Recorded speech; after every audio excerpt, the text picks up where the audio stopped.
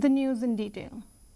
Education Minister Rakam A. Sangma today informed the Assembly that approximately 38 Eklavya Model Residential Schools, EMRS and Centres of Excellence for Sports are going to be set up across Meghalaya.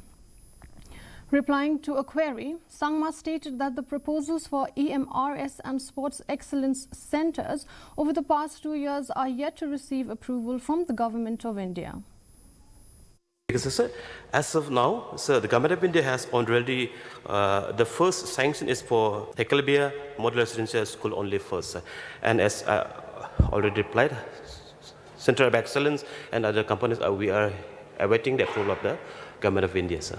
Because, sir, for the EMRS, the first criteria, the land of about 8 acres should be available at the pre, of course.